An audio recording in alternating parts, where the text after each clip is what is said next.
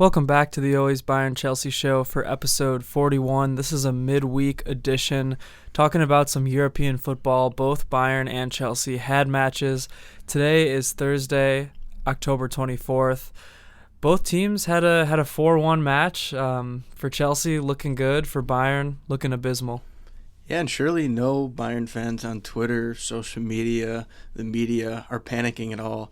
Everybody's so calm. Nobody's saying anything rash. And it's all going to be great for them going forward.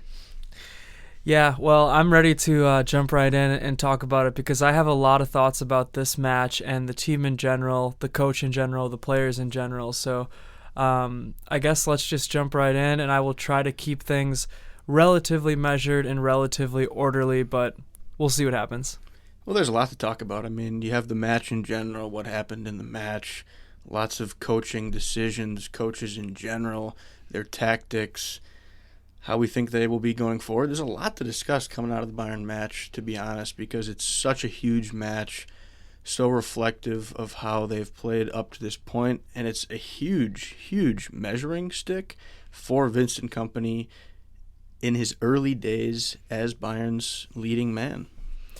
Yep, so Bayern Munich got cooked by Barcelona by a final score of 4-1. You could say that score maybe isn't necessarily completely representative of the match if you look at stats or whatever, but regardless, Bayern deserved to lose. The players, pretty much everybody except Kane, I would say, played poorly, and Vincent Kompany was outcoached by Hansi Flick through and through. And I think right away we just need to go right to the talking point, because watching that match, the announcers talked about it literally every 2 seconds, about the high lines of both teams, and right from the get-go, they both had it and kept it most of the way. It was insane. It was an insane match to watch, one of the more crazier ones I've seen this year.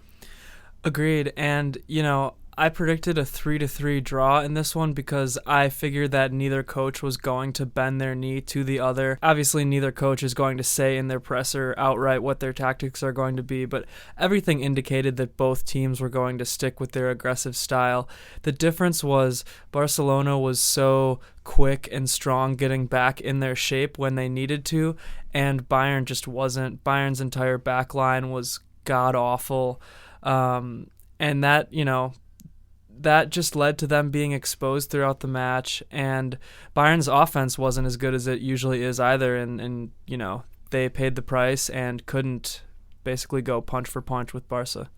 And we'll talk about that high line more in specifics here, but I do want to mention the first couple minutes, because while the high lines are the talking point, and it's justifiably so that they are, and both coaches not changing things up. When are they going to change potentially?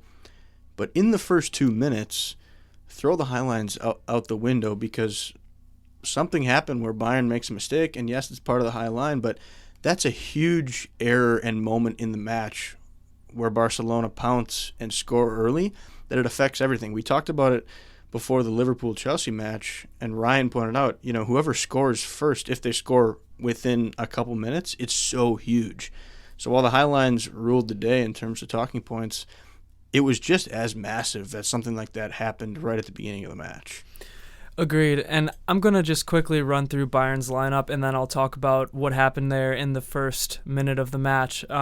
So to start with, we had Manuel Neuer between the sticks. No surprise there. However, if you're online at all right now, you're going to see tons and tons of hatred towards him. More hatred than I've ever seen towards him in my life. He's a club legend.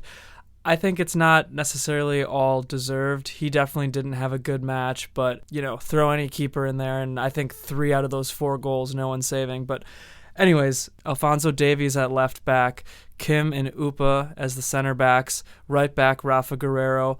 All 4 of those players, horrible games. Midfield, arguably just as bad. You had Joshua Kimmich and you had Joao Felix.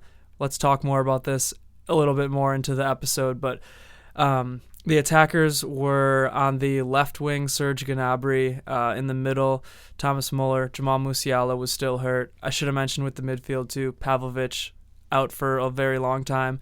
And then the right winger was Michael Olise, and you had Harry Kane up top, of course. But, like we said moments ago, the match started off with a goal for Barca. Raphinha scored in the first minute.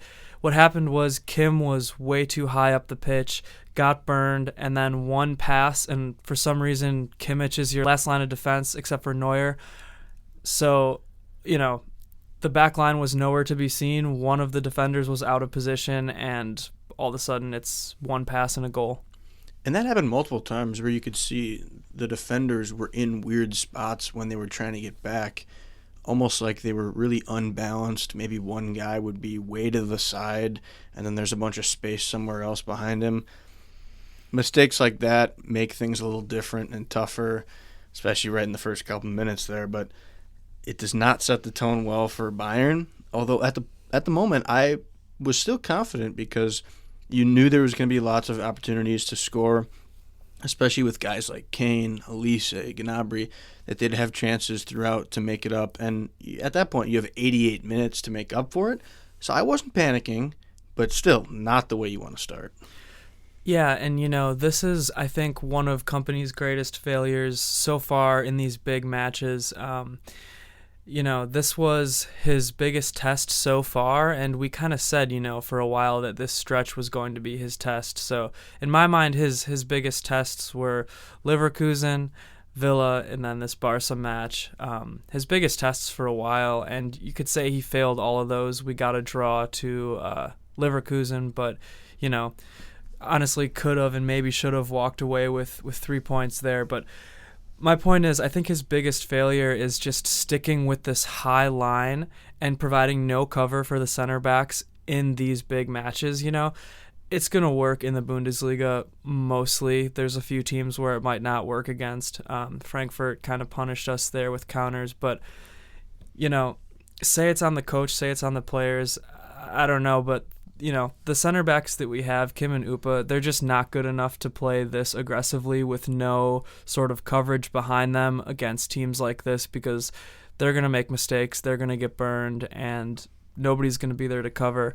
I guess you could say that's also a failure on the board for not signing a different center back or, maybe selling some of our other good players. I think there's a lot of talking points that we'll cover, and Kompany hasn't managed the big games to his best so far. There's no denying that. I will say I do have a little bit of a contrarian take here and point to bring up maybe, and it's that following that goal in the second minute or first minute, whatever it was, I think that next 25 minutes were actually completely won by Bayern, and they should have had multiple goals. They get the goal to level it at 1-1, like around the 20th minute. But Kane had put one in before that was ruled offside. I actually marked down in my notes that I was glad I bet the over. I was glad I bet Bayern because they were kind of firing on all cylinders in terms of getting the ball into spots where I thought they'd then make a good pass and get a goal. So it's interesting looking back. I kind of forgot about that next 25, even 30 minutes that Bayern completely controlled in my mind. So it's interesting because if they would have put a second goal on the score sheet, I think things could have been way different.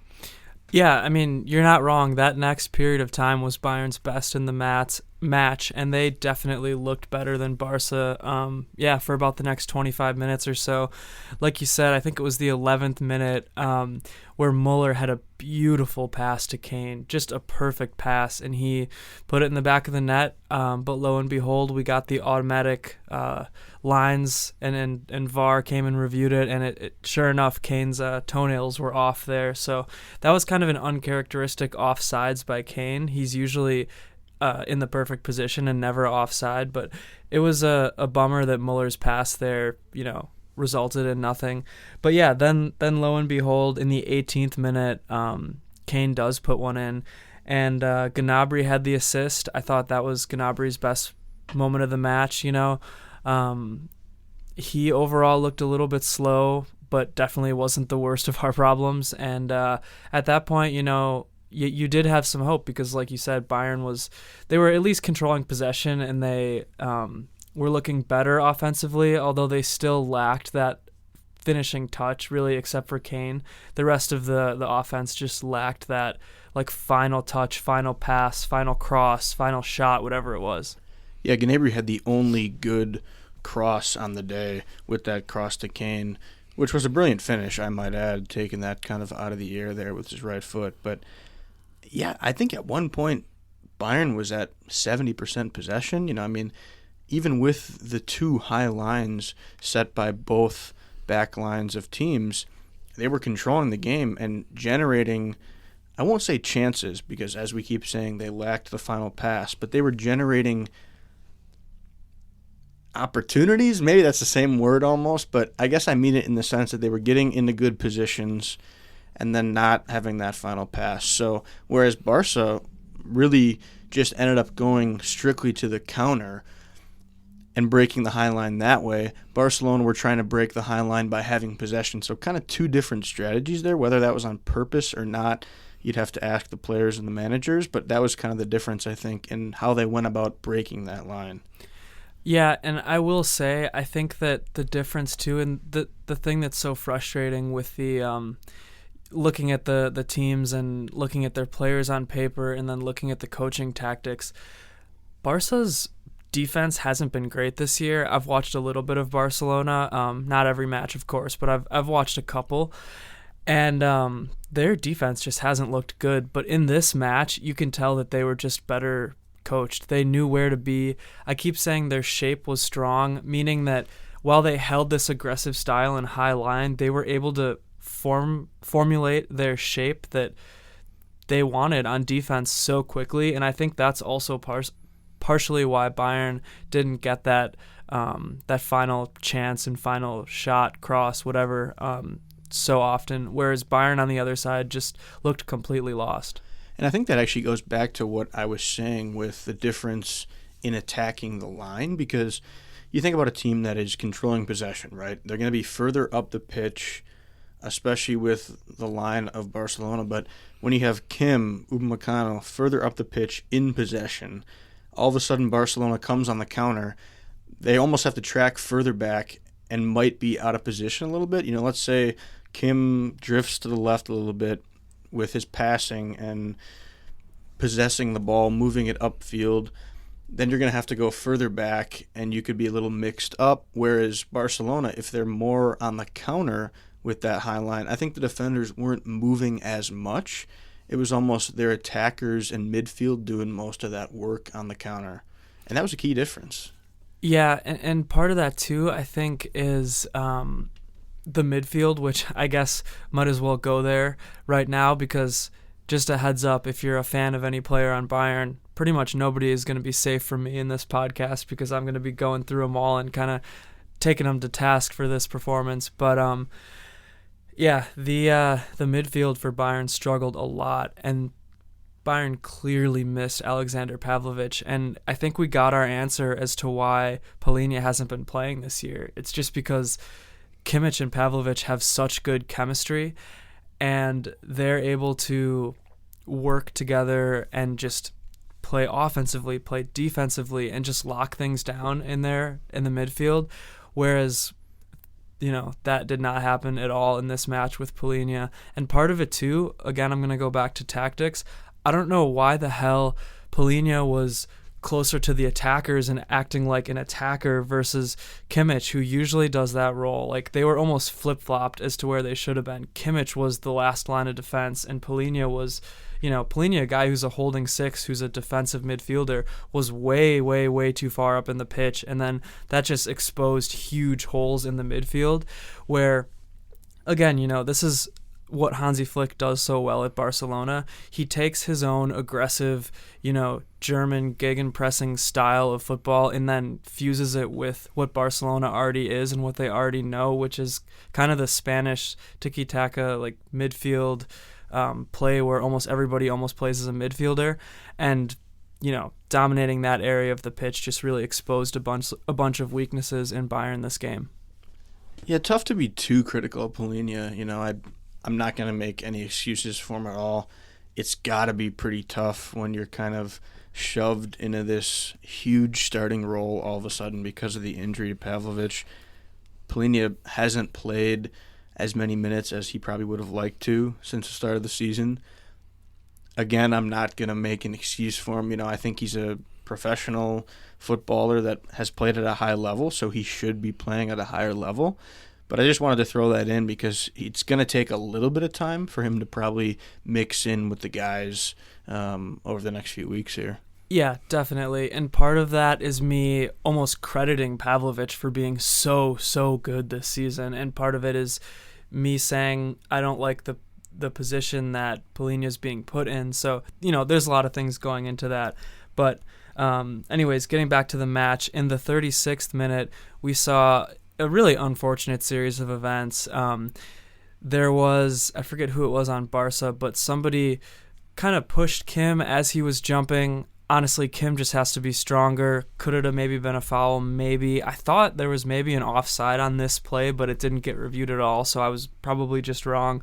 But Kim getting shoved leads to the ball going over his head and a clear, again, path for Barcelona to score. And there's a little bit of chaos. Neuer he's kind of in the middle where I think he either should have stayed back closer to the goal or just ran out quickly and tried to defuse the situation. Obviously, he has probably seen what's going on all year, and I'm sure doesn't have very much confidence in this back line with these chaotic situations like that. But the play ends with Lewandowski scoring a goal in the 36th minute, and at that point, it's 2-1 Barca. Did he celebrate at all? I wasn't even watching. I didn't know if he still had love for his former club. He, he was clearly happy, but he didn't really celebrate. He had some bad blood with Bayern, I think, right when he was getting ready to go. But right now it seems like it's all love. Everything he talks about, it seems like he loves Bayern. There was a time where basically Nagelsmann was obsessed with a false nine and didn't really want to use a true striker like that. Bayern kind of openly, not so openly, was going for Haaland, and then I think at that point he was just like, get me out of here. Which is interesting because then he goes to Barcelona, who I feel like traditionally has kind of liked that false nine approach. And then you also say about Bayern wanting Haaland, but another story for another day. But back to that second goal, it is a battle between, is Kim not strong enough in the moment to allow himself to get pushed? The ball slightly does hit his head and goes backwards, so he's basically there, but just not quite. They did look at it to see if it was a foul that affected the play. I don't think it's something you're overturning in that moment. And this is the part of soccer that is so subjective as a ref. I've heard a lot of talk about this recently. It's just different from other sports where you can't make these rules that say so clear what the correct call is. Some stuff you can, like an offside, sure, it's basically with a line.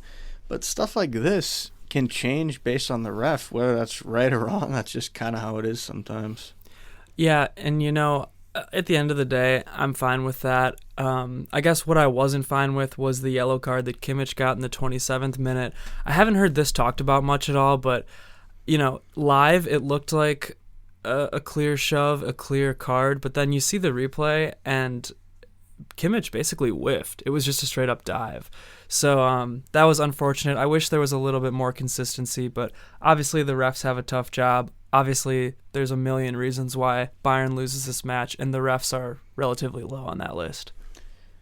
Yeah, I agree. At the same time, all these key moments did happen right around when it is 1-1. So did Bayern play poor after this? Yes. So it's all about how you recover from mistakes that you make. Clearly Bayern didn't recover well, but it was kind of in that turning point area. So things could have definitely gone differently, as I said earlier, if Bayern would have scored a second earlier as well.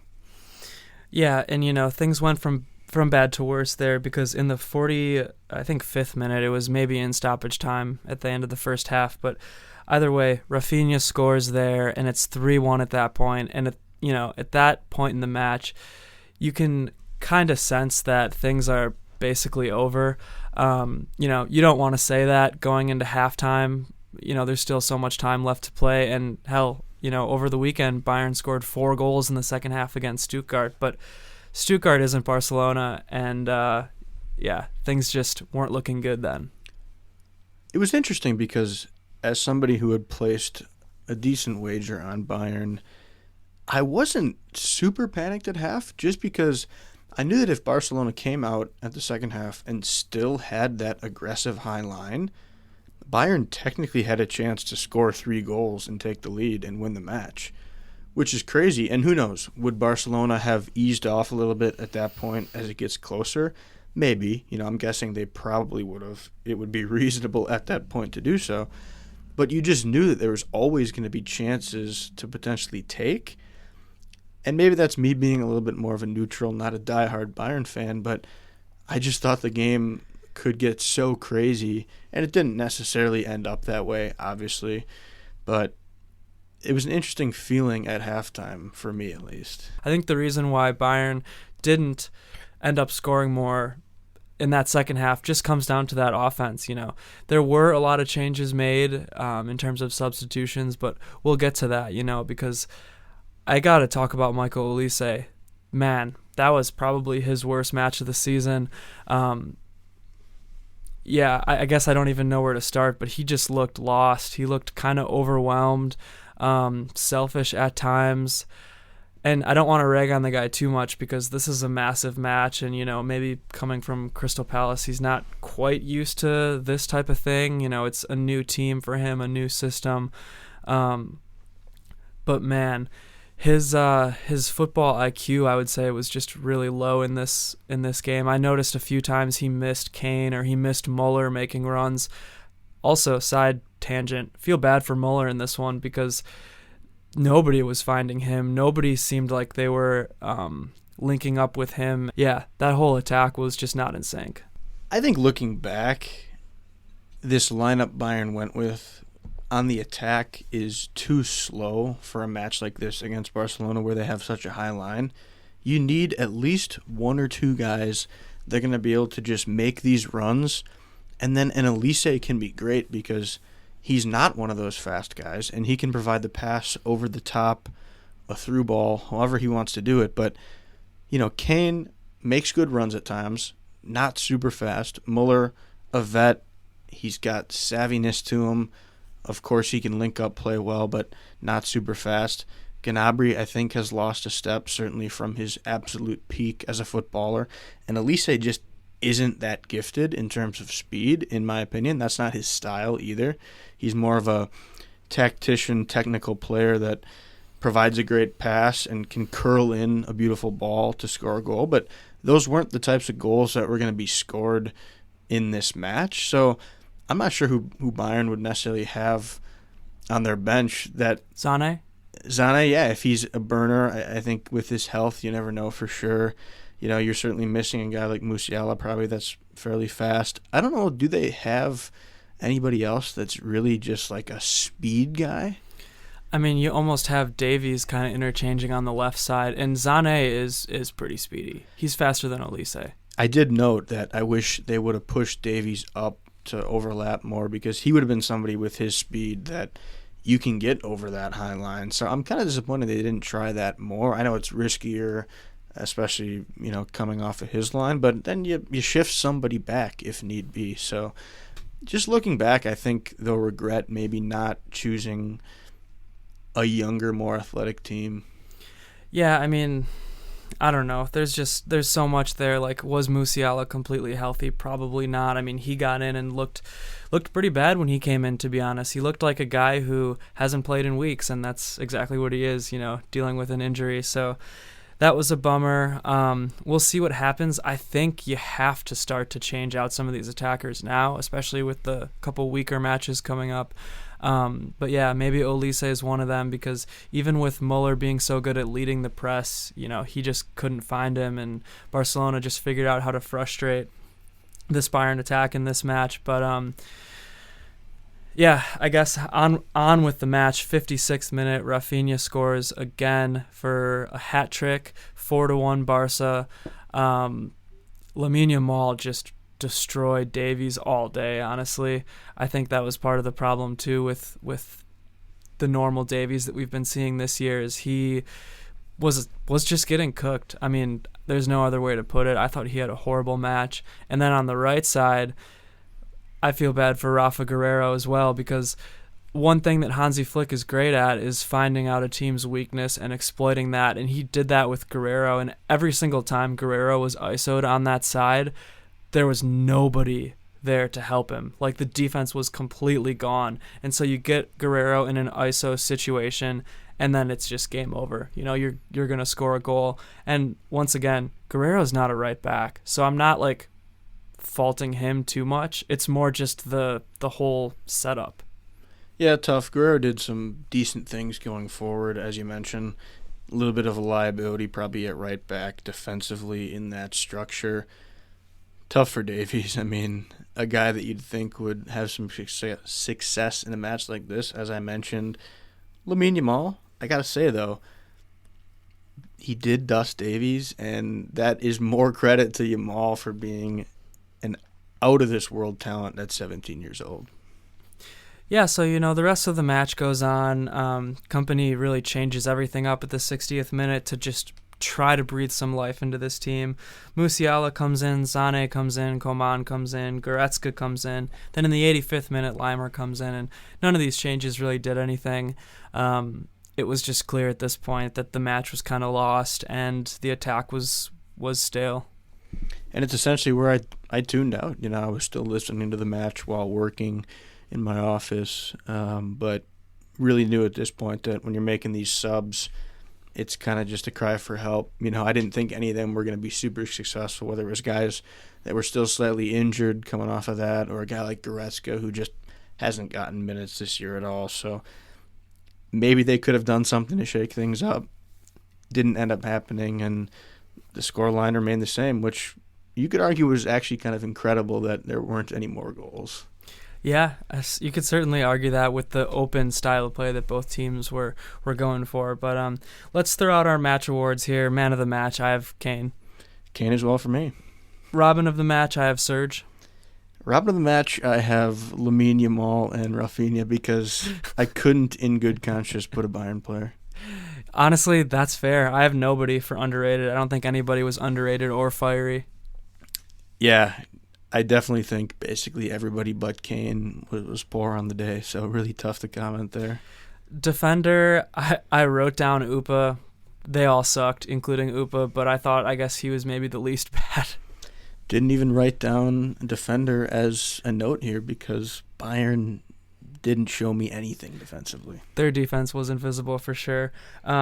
So yeah, now we look forward to Sunday, the 27th. Bayern faces VfL Bochum on the road, and you gotta hope and think that Bayern's gonna bounce back on this one. I mean, Bochum's one of the three worst teams in the Bundesliga, in my opinion, and Bayern's desperate for a win.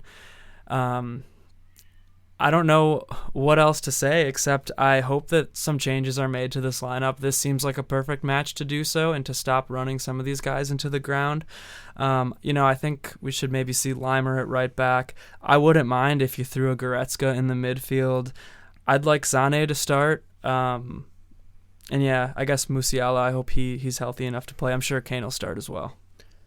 You know, I do want to comment on this point when you mention, wanting to make some changes. And I do think something needs to change a little bit for Bayern and Vincent Kompany, but I don't think that change needs to necessarily be made in matches like this. I think they've done okay playing against worse teams in the regular course of the Bundesliga, as we've commented on thus far. I think you need to think about those changes more for any matches that are in the Champions League going forward and against some of the top talent in the Bundesliga. I don't think you want to panic so hard and change too much right away. We'll see what happens. I think this is where you build character and you see what everybody's made of. A guy like Elise, if he bounces back on Sunday and scores 2 goals, bags an assist, then you know that he's at least fighting for something, even against a lesser opponent. That's fair. I just think some of these guys are looking a little bit tired, and I think you got to give Sané a start eventually. I mean, he's a great player when he's on. He's an incredible player when he's on. And I think you just have to give him a start, and not necessarily saying over Olise, maybe you give Serge a rest. I mean, he played all the international games, and he certainly looks tired at this point. Yeah, would love to see him get more time for sure, because he's going to be an important player along the way.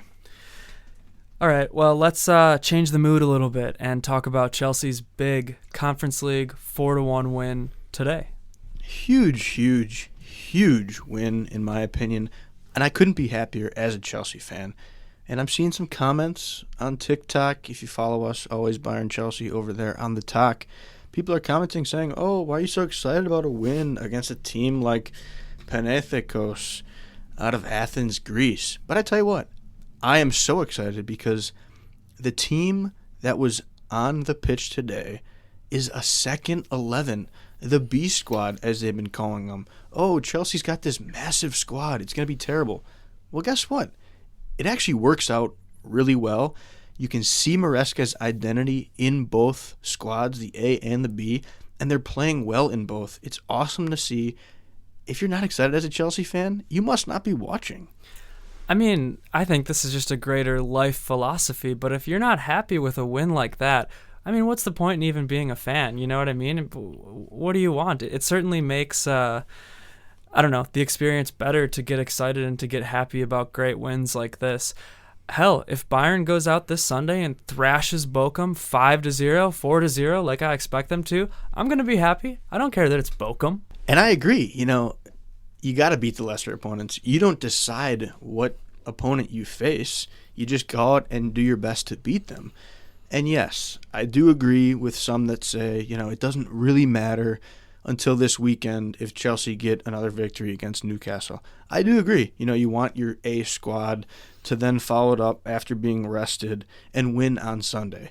But let's give some credit to this B squad, and I'll run through them now. A couple guys mixed in that are usually part of the starting 11, but you got Jorgensen in goal. Didn't have to do a ton, but made a great save in the first minute when it was typical Chelsea being a little hectic in the first 10 minutes. But then you got Cucurella, Vega, Badiashile, Disasi from left to right on the back line. Enzo deep in his midfield role that he so excels in. Dewsbury Hall in the midfield next to him in the pivot.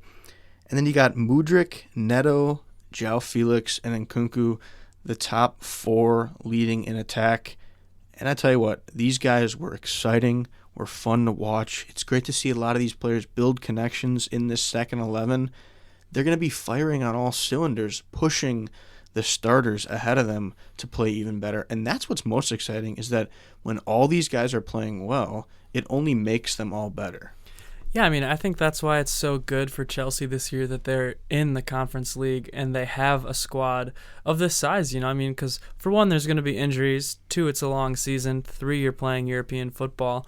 And a lot of these top Premier League teams are having to use their best players throughout Europe. So to have your best players rested, to get these young, exciting guys experience and, maybe have them ready to go as an X factor if you need them in the Premier League and whatnot. It's awesome. And full disclosure for everybody, I wasn't able to watch the first half, caught the whole second half, but it was an open, exciting, fun match. Yeah, that first half you didn't see. It was actually more subdued and pretty interesting. The first 15 minutes, I would say, Chelsea weren't able to really get their foothold on the match. I would say the team out of Athens, I'm going to just start calling them Athens. That's what I've been putting in my notes because I don't feel like saying their entire team name. But the Athens boys were pretty strong in the first 15. Actually had a couple chances. I mentioned the first one that was in the first couple minutes, but Chelsea weren't able to quite possess them the way I thought they would. The other thing, too, I should say, I feel like with this squad that doesn't play as much, you got to give them 10, 15, maybe 20 minutes even to just get acclimated again sometimes. Oh, totally. And I think that's what happened in that first 15. Some guys are younger, playing less, as you mentioned, so they're going to be kind of shaking off some rust maybe. And in that first half, I would say there were 3 or 4 players that stood out, and the rest were kind of just average. I think Joao Felix was tremendous throughout the entire match, but he was easily the best player for me in that first half. I think in the first half alone, he was 5 of 6 on long balls, where he would operate in the middle field toward the attack, or even a little bit deeper back. He'd collect the ball sometimes and fire the ball across to Neto multiple times, or to whoever, maybe even Mudryk on the left side. So his connection in that first half with Misha Mudryk was undeniable. It was awesome to see them go back and forth, and fortunately led to a brilliant goal between them, kind of, I think, halfway through the first half, maybe a little bit toward the end of the first half. Yeah, I wish I could have seen that one. And every time I try to look up a video, it's getting taken down from Twitter. So I'm still gonna have to try to find that. But yeah, I mean, from what I saw, at least in the second half, and I'm assuming it was the same in the first half, Felix and Mudryk were just great together and great individually. You have to love what you're seeing from those guys, especially Mudryk, who's maybe had a bit of a slower start to the season. Yeah, they were very active. I'd come in saying it's a battle between Felix and Mudryk. Who's going to earn the right for me to buy their jersey? And boy, did they make it tough on me. You might have to get both. A BOGO. I mean, I probably have to, because I love them both so much. They're so exciting. I mean, when they're playing well, nobody else on the team, in my opinion, is more exciting. In this B squad, I'm saying. I mean, obviously you got some Palmers in the A squad, but that's what's fun. And that first goal, it was actually a great ball from KDH. The only good thing I thought he did in the first half, I thought he was pretty poor in the first half, but he puts a ball kind of toward the middle of the field where it was just Felix and Mudryk up there. Felix has a beautiful backwards header over to Misha, who's kind of on the left in some space. He collects the ball there, drives up on that left-hand side, and then Felix goes forward toward the keeper with a few defenders by him, and I think Christo was to the right of him, also maybe dragging a couple defenders his way. Misha gets the ball down onto his left foot, slots one right in there in kind of a tight area, and Felix puts it away right in front of the goal there. So that was awesome just to see that, and as we've been mentioning, that kind of continued the rest of the first half, and while they didn't put another goal away, that connection, and even some other players, Neto getting involved a lot down the side, you could tell there was going to be more goals to be had. Yeah, I mean, a lot of these guys are just so fun to watch when they're on. Like you said, Mudryk, he's just so fast. And I think Felix is incredibly creative. Neto, like you said, he's just a fireball all the time. He is. In a game like this, there's going to be space for him, and plenty of it. He's been playing left wing, right wing. He's kind of a two-footed player for the most part, even though his left is generally a little bit better. But, early in that second half, basically right after halftime, he's able to find some more space, a good little 1-2 with Dewsbury Hall, gets some space, crosses it over with the right foot, his off foot, and Mudryk is there with a header in the box. Mudryk in the box with a header? Yeah, I mean, that was a fun goal. I think Mudryk certainly surprised me with the bouncing the header in, but hey, it worked, and it was totally unsavable. Yeah, at that point when you're so close to the goal, nobody's saving that. It even bounced in, as we discussed, whether that was on purpose or not from Misha, probably not, but great to see him score his first goal of the season, getting that assist earlier to Felix, and then one even in a few minutes here to Felix. He's got 4 assists on the season, 3 in the Conference League, which leads all players in the Conference League. So clearly building some momentum, building confidence. Awesome to see him playing better. And he's fixing a lot of the things that people said he needed to fix, making better decisions, crossing the ball more, and coming into the box more, which Enzo Maresca pointed out after the match. Yeah, I mean, I think confidence is the biggest thing. I hope that this builds his confidence, and it should, because it was just a great performance overall by Mudryk. Yeah, Felix was awesome to watch on the day. I mean, you go from bringing the ball down with a first touch that nobody else can do. I mean, he did it 4 or 5 times off of long crosses where it looks like he's bringing a pillow down on his foot. I mean, it's unreal, but his hard work paid off too. he's a guy that's willing to shoot basically from anywhere. You need a guy like that sometimes because it pays off with the third goal. Shot on target, deflected in, keeper's got no chance, but it's a deserved goal because of the work rate. There's just so many good things to talk about in this match today for Chelsea Football Club. Great assist by Neto on that second one. And, the third goal that Felix made, great as well. I think it deflected off of a defender, but it was again, just great teamwork. At this point, Chelsea was really slicing and dicing. Far too open for the Athens boys because Chelsea was just taking it to them, especially with their pace. Yeah, you mentioned the pace, the progression of the ball. There were 2 times, and I can't wait to watch this back in the highlights. I hope they show them. They don't result in goals in the second half, and they both come after Cristo gets that 4th goal, which is a penalty off, again, great work rate by Joao Felix, causing a handball, but these 2 chances I'm discussing here use that progression, pace, space. Chelsea essentially built from the back so perfectly, using a combination of players, whether it was a little bit of Vega, a little bit of Cucurella, Badiashile, Disasi, Dewsbury Hall, Enzo, Felix, Cristo. I mean, I'm naming the entire team because they were all involved in some way.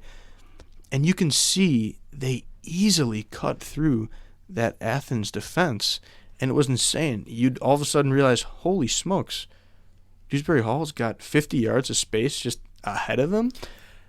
Yeah, slicing and dicing. I mean, that's the phrasing I want to use for how Chelsea played this game in the second half there. And also, just a side note, what a attack-focused lineup by Chelsea. I feel like it was hardly any midfield and just almost all attackers, I guess, outside of Enzo.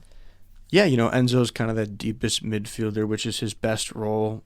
Was great defensively on the day. Made a couple slide tackles and won some duels that I was really impressed by. But yeah, Dewsbury Hall, who was used to more of a number 10 role at Leicester, kind of playing that midfield spot. He still hasn't shown me enough. He did well in the second half, I thought. But you're right. In these Conference League games, they're going to be pretty heavy on the attack, which is awesome. And as I go back to these chances they were creating, even with when the subs came in, 60th minute, you bring on Tyreek George and Marc Guiu, they're still making all these great chances. And they didn't put them away necessarily, but it's so good to see this team play with Maresca's identity and look exactly like that A squad. Yeah, I mean, this is another one of those cases where you could say 6 or 7 goals for Chelsea wouldn't have been out of the question. And yeah, good to see the even younger C squad, whatever you want to call it, guys come in at the end there and get some minutes. Just also important for their development because a lot of these guys might not look great, but man, do they have high ceilings. It's interesting. Everybody loves Tyreek George. He looked like he belonged. I mean, he really did. Lacked the finishing product, I think, which we've seen a little bit when he's made some appearances, but he could have had at least 2 goal contributions, whether it would have been a final assist or even a shot. I mean, he had at least 4 shots on target, whether they got blocked or the keeper made a save. So that was great to see. A guy like Guiu probably needs to go on loan. You can tell he's not quite ready to be in this Chelsea first squad. But it's just great to get a lot of these guys minutes. Carney Chukwuemeka finally gets some minutes, which is awesome. Casado came in as well. Unfortunately, they did give up a goal, and it was pretty putrid defending, I won't even lie. Similar to one of the goals that Ghent scored against them in that first Conference League match day squad, where you kind of almost just switch off, let them overlap you a little bit too much, leave a ton of space, and they get an easy cross for a goal. Am I going to complain too much? Probably not. Yeah, I think towards the end there, maybe the last 10, maybe 5, but probably 10 minutes or so, Chelsea kind of turned it off a little bit, I guess except for George, like you said. And there was actually a couple moments there at the end where he was kind of slicing and dicing through the defense, but there was just nobody, like he would take on 3 or 4 guys himself, similar to Jamal Musiala, but the rest of the Chelsea's attack just wasn't there to get across or to help him out at all. But yeah, Chelsea, they end up winning 4-1. It was awesome. You got Benoit Badiashile at times, hands on the hips because it was so easy for him as he's playing and just standing there with the ball. And yeah, there's really nobody who had a bad day. I can't even note any player that was poor. Jorgensen, even the goal, nothing he can do about it, so not much for him to do on the day. But overall, I'm just so happy. And we will get to some awards. It's a little tough, actually, because you got 2 main guys in my mind that were the best on the day. They are my Batman and Robin. I'm giving the Batman to Joao Felix and the Robin to Misha, only because I think Felix was so good in the first half when everybody else was more average. They were both so solid, but Felix for me was so consistent throughout the entire 90. Yep, that's the same for me. I have Felix as Batman and his Robin, of course, Misha Mudryk. I usually love to go fireball. I didn't see any moments that were shithouse or crazy pump-up moments. Kind of taking a page out of your book, going more underrated. Neto, for me, was that guy. Only played 60 minutes, but beautiful assist to Mudryk for that second goal. And the way he uses space with his pace is so beautiful. Yeah, I kind of gave a hint to this before when I slyly called Neto a fireball, but yeah, he was my man too.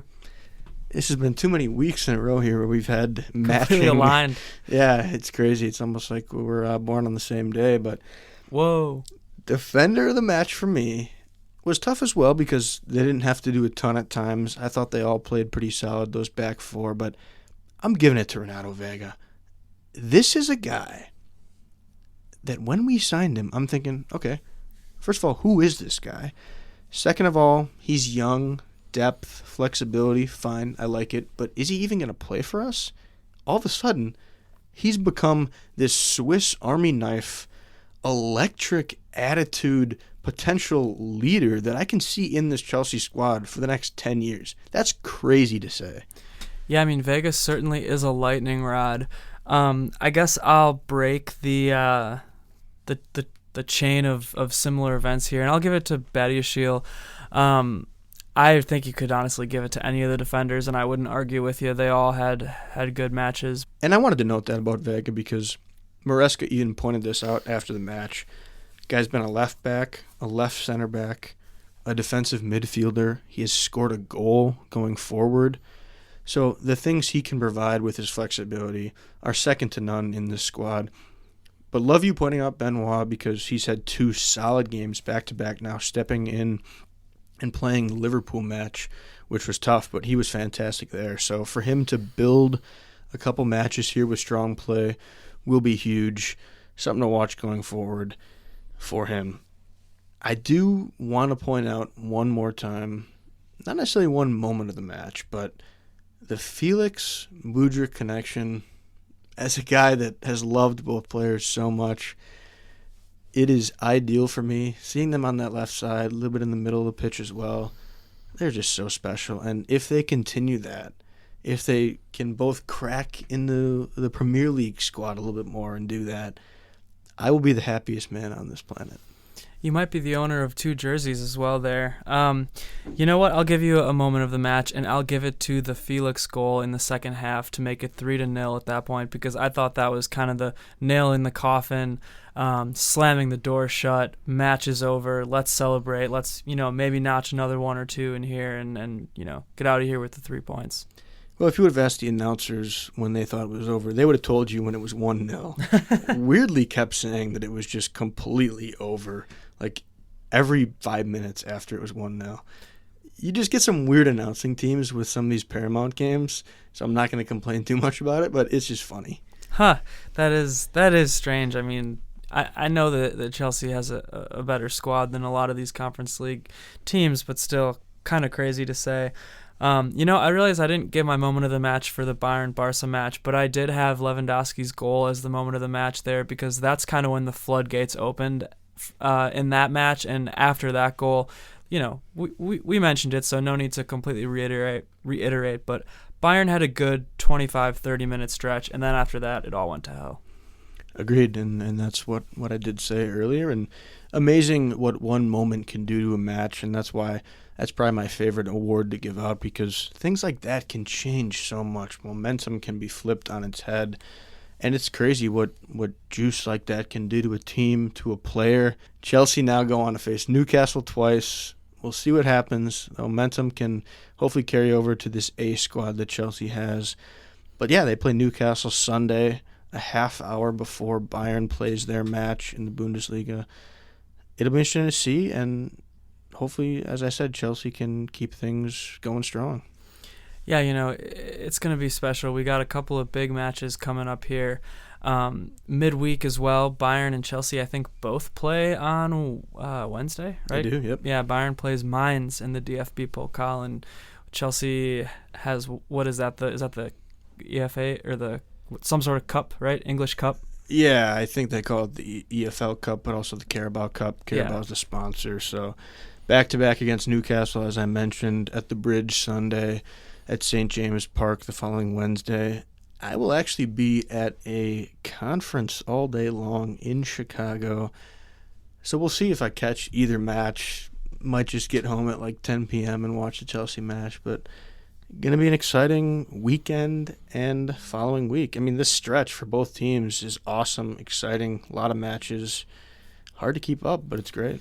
Yeah, it's jam-packed with matches, so, follow us everywhere, Twitter, YouTube. We're going to have a lot of good stuff coming down the pipeline here for all these matches. And one more thing to mention is, this horrific loss to Barcelona just is driving me out of the city, because on Sunday I'm going to be heading 5.5 hours north to the deep, deep woods to spend some time in solitude thinking about Vincent Kompany and his tactics. So we'll see what we can do here. We'll have some sort of episode come out maybe after that, potentially a little Zoom video episode if I can find a Wi-Fi signal, if I can get out on the leaf-covered roof and twist around the antennas and find a signal out there in the woods. That's right. Yeah, I forgot you're going to be there for a few days, and it's going to be great. I mean, this time of year will be so beautiful up there. The fall leaves, colors changing. Couldn't be happier for you to go up there, and hopefully your team doesn't drive you further into the darkness, because you're making it a little bit sound like you're taking a page out of Aaron Rodgers' book here. Hey, I'm not quite that far yet, and I'm also not, for the record, I'm not Kompany out yet. I think he's done a lot of good things with this team. I also think, hell, he's such a young manager in his coaching career. Give the guy some time. You can't expect to win every single Champions League match you play, even though you are Bayern Munich and you've become accustomed to that lately. It's okay. He's going to take some time to learn. It's okay. Let's lean on the good and celebrate the small victories. We did have a user on TikTok comment Kompany out. Some people are saying it, man, but I'm not there yet. I'm willing to give the man some time. That user was friend of the pod, Ryan Stofield, a known troll. Well, there we go. Hey, check out the episode with Ryan, because we got him on camera talking about his beloved Liverpool. See how they're doing this season if you're a fan of some other team besides Bayern or Chelsea, but why would you be? Indeed, why would you be? Although I respect all other teams. Let's not forget Fiorentina, second place in the Conference League, my beloved Italian side. So any support of soccer is beautiful, even football. All right, well, let's get the hell out of here and enjoy the rest of our evening. Mia san mia. Up the Chelsea.